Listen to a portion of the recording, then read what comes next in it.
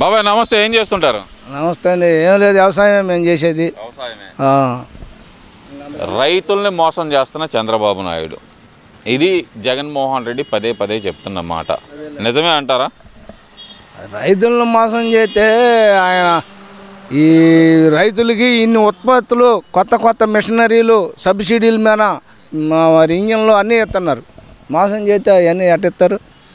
లోగడ ఎప్పుడు ఇలా పోయిన 5 ఏళ్లలో పోయిన 5 ఏళ్లలో నేను బాగా పంచిపెట్టాను డబ్బులు అంటున్నాడుగా. అందుకనే రోడ్లు గుంటలను, కాలువలు, డ్రైనేజీలు మురిగిపోయినాయి, పొలాలన్నీ మూతపడ్డాయి. బాగా చేస్తే అవన్నీ ఎందుకు మూతపడతాయి?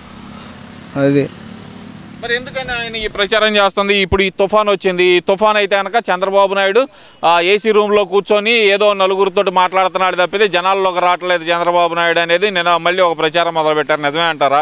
ఆయన ఏసీ రూమ్లో సరదాగా కూర్చున్నాడు అనుకోవాలంటారా? సరే, ఇప్పుడు వాళ్ళు మాట్లాడేటప్పుడు మనం పోయిన 5 సంవత్సరాలు చేసాం, మనం ఏం చేసాం అనేది కూడా ఉండాలిగా. ఆయన విశాఖపట్నం అంతా మునిగిపోతే ఒక్కొక్కసారి కూడా అట్టపోయేవాళ్ళ. ఈయన రేత్రింబగుళ్ళు అందరిని అధికారులను పరుగులు తీపిచ్చి అక్కడ పెట్టించి ఆయన సచివాలయంలో నిద్రపోకుండా ఇవన్నీ చేశాడు. ఎక్కడో దాకేందుకు మా ఉప్పలపోళ్ళు ఎస్టీలు పొలం మీద ఉండే 20 ఇళ్ళు, వాళ్ళని తీసుకొచ్చి సిబ్బంది మొత్తం, మండలం సిబ్బంది మొత్తం ఏడుండి వాళ్ళకి 3 రోజులు భోజనాలు పెట్టి నిన్న పంపించారు. తుఫాను పోయినాక వాళ్ళ కాలనీలాగా పొలం మీద ఉంది, ఒక 20 ఇళ్ళు, వాళ్ళని తీసుకొచ్చి ఇక్కడ భోజనాలు పెట్టి వాళ్ళని స్కూల్లో పెట్టి అన్ని కావాల్సిన ఏర్పాట్లు చేసి నిన్న పంపించారు. ఆయన కలెక్టర్ గారు కానీ, చంద్రబాబు నాయుడు ఆర్డర్ కానీ వాళ్ళు ఇస్తేనే కదా పరుగులు తీసుకుంటూ వచ్చారు. 3 రోజులు ఏడే ఉన్నారు.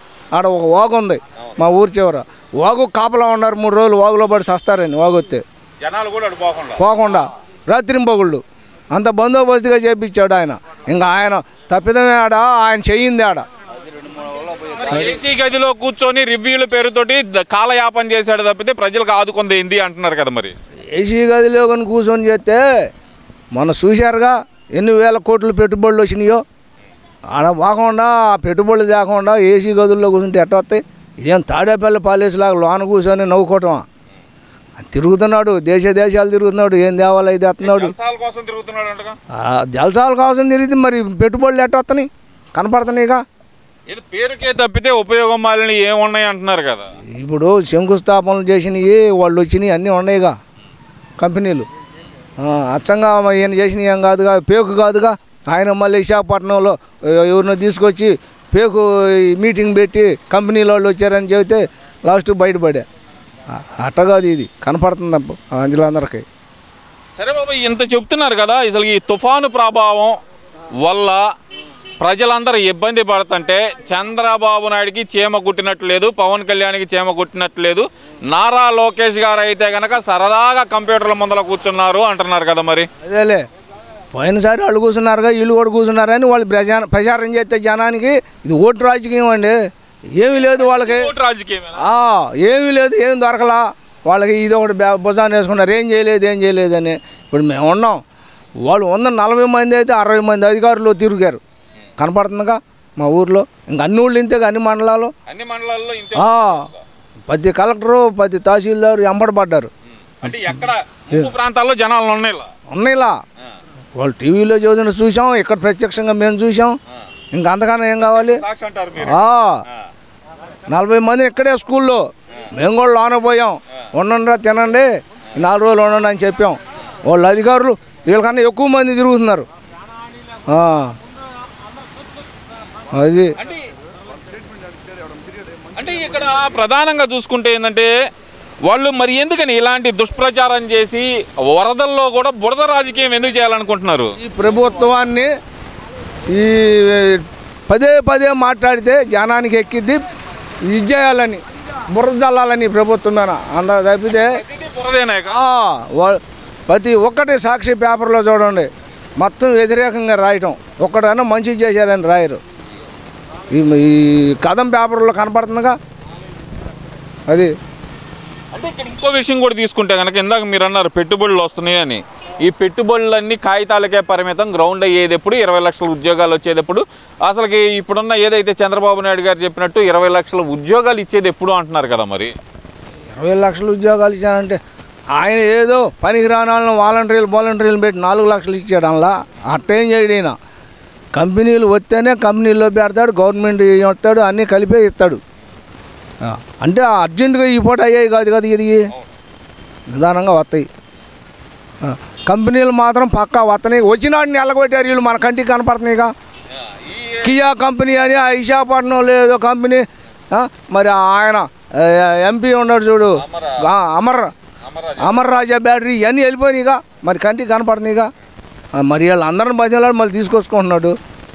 అది వీళ్ళ మళ్ళీ 1000 కోట్లు ఖరీదు చేసే పొలాలు లాక్కోవటం, జనాన్ని బెదిరియటం, వాడిని కొడతాం వీడిని కొడతాం, ఏందండి ఇది? మరి అసలు ఆ రోజు బీభత్సం చేశారు. ఇవాళ ఏమన్నా అసుమంటియే తమ పార్టీ కార్యకర్త ఏదో అన్నాడని చెప్పి తీసుకెళ్ళి అరెస్ట్ చేశాడు. ఆడాలని అంటానికి వీల్లేదని. అంత నిక్కచ్చని చంద్రబాబు. అసలు చంద్రబాబు నాయుడు వచ్చిన తర్వాతే అత్యాచారాలు పెరిగిపోతున్నాయని చెప్పి రోజా చెబుతుంది కదా బాబాయ్. మరి రోజా చెప్పిద్ది, రోజాగా లేదా బట్టలు ఇచ్చాను డ్యాన్స్ చేస్తానంటది. ఆ స్టేజీలో ఉంది ఓ మంత్రి కూడా. ఇక్కడ మా పక్కన కుర్రాడిని తగలబెడితే పెట్రోల్ పోసి వాళ్ళ అక్కని ఏదో అన్నారని కుర్రాడు అడ్డం తిరిగాడని కుర్రాడిని తగలబెడితే అసలు ఇంత స్టేట్మెంట్ ఇలా ఏ మంత్రి కూడా ఏ సీఎం కూడా ఆ రోజు. అది ఇవాళ ఎవరు చచ్చినా ఎవరు ఆత్మహత్యకు గురైనా ఏదైనా బర్రని వెళ్తున్నారు. అందులో పక్కన ఉన్న ఎమ్మెల్యేలు కానీ మంత్రులు కానీ ఆయన కూడా వెళ్తున్నాడు. వాళ్ళు కాదు ఏందంటారు ఈ కొడాలి నాని రీసెంట్గా మళ్ళీ అసలుకి బయటకు వస్తున్నాడు, ఏందంటారు?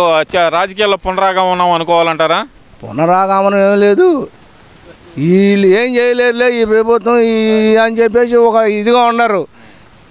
ఉండి మెత్తగా ఏదో ఎప్పుడో దాని టైం వచ్చినాడు చట్టం అదే చేసిద్ది అంటున్నాడు చంద్రబాబు. ఏం వదిలిపెట్టరు, తప్పు ఉంటే ఎవరిని వదిలిపెట్టమంటున్నారు. చేసిద్ది వీళ్ళు చెలరేగా కొంది జనాలు చూస్తూనే ఉన్నారు. జనానికి అన్నీ తెలుసు, జనం చాలా గొప్పవాళ్ళు, వాళ్ళకన్నా తెలిసి ఎక్కువ ఏం కాదు. అదే వాళ్ళకేమో అవకాశం దొరుకుతుంది, డబ్బు ఉండేవాళ్ళే. వీళ్ళకి అవకాశం లాగా వచ్చినాడు చూపిస్తున్నారు. తడాక అవకాశం వచ్చినాడు అప్పుడు చూపిస్తున్నారు. అది ఆ ఓటు అనే అవకాశం ఈసారి మాకే పడుతుంది, ఎందుకంటే 16 నెలల్లోనే ఇంత వ్యతిరేకత వచ్చింది, నన్ను ముఖ్య ఎక్కడికి వెళ్ళినా సీఎం అని అరుస్తున్నారు నన్ను అంటున్నాడు కదా. మరి ఏం లేదు, ఆ వచ్చిన 2000 మంది 1000 మందితోనే పని అయిద్దా? సీఎం అని అరిస్తే కోట్లు పడాలి. ఏదో 200 మంది అరిచారని చెప్పి నవ్వుకుంటే అట్ట ముసి నవ్వుకుంటే సీఎం అయిపోతాడా బాబాయ్? ఇక్కడ మరి ఇంత మాట్లాడుతున్న ఈ వైసీపీ నాయకులు మరి తుఫాను ప్రభావిత ప్రాంతాల్లో నిన్న హెలికాప్టర్లో చంద్రబాబు నాయుడు గారు పర్యటన చేశారు. మరి జగన్మోహన్ రెడ్డి ఎక్కడ ఉన్నాడు అంటారు? ఉన్నాడు బెంగళూరు ప్యాలెస్లో ఉన్నాడు. ఆయనకే నవ్వుకుంటుంటాడు. ఏ కేసులో ఏయో మాఫీ చేయించుకోవడానికి లాయర్లతోనో జడ్జీలతోనో మాట్లాడుకుంటూ ఉంటాడు. ఇవన్నీ ఆయనకి ఎందుకు పడతాయి? వచ్చినాడు ఏదో ఒకటి ఓ బాంబు పదే వదిలిపోతాడు. అంత తప్పితే ఆయన చేయగలిగింది ఏమీ లేదు.